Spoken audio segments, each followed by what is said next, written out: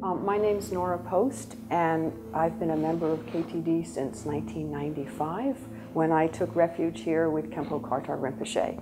And it was in a cold, wintry kind of night, and it was a medicine Buddha empowerment, and it was the beginning of wonderful, wonderful changes in my life that have gone on. They began then, and they have gone on for many, many years.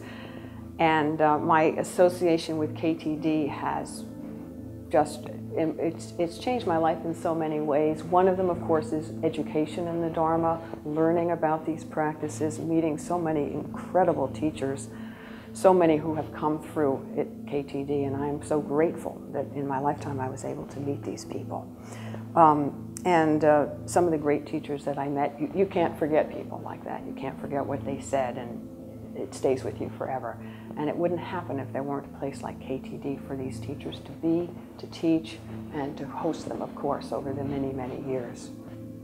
I first came to KTD in 1979 and attended a seminar given by Khenpo Karthar Rinpoche, and I immediately felt a very strong bond with Rinpoche.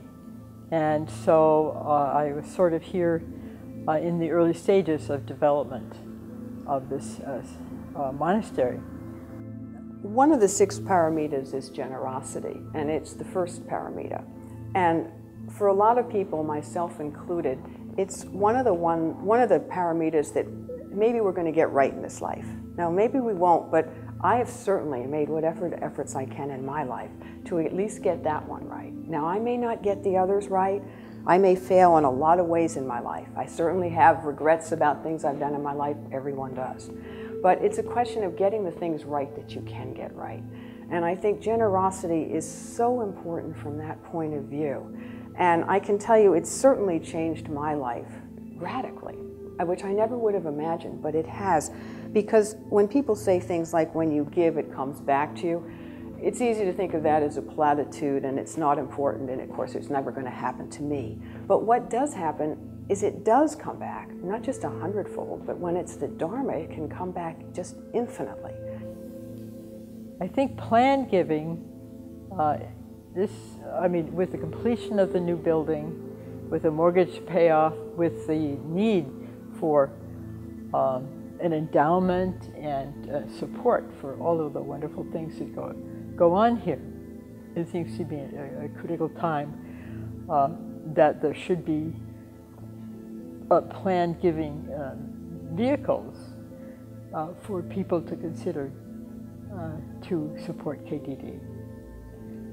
And so that's what I hope to take advantage of. I myself am not really a fundraiser, but I'm hoping to be able to, that others will be able to help figure out the best ways to help KTD. Planned giving is a subject that's really important to me personally because I've been involved in it and some other things in my life. And now it's my understanding that KTD is starting to think about this. The Karmapa has a track record of 900 years. Well, what's going to happen in the next 900 years, and who's going to make that happen? And that's all going to have to start with us, and it's going to have to start now. Because now we're looking at the expenses of keeping a large monastery going. What is it, utilities, and bringing in teachers, and expenses, and flights, and all the things that are necessary to keep something like this going. And of course it's going to be expensive, and we need to plan for that, and we need to start planning carefully.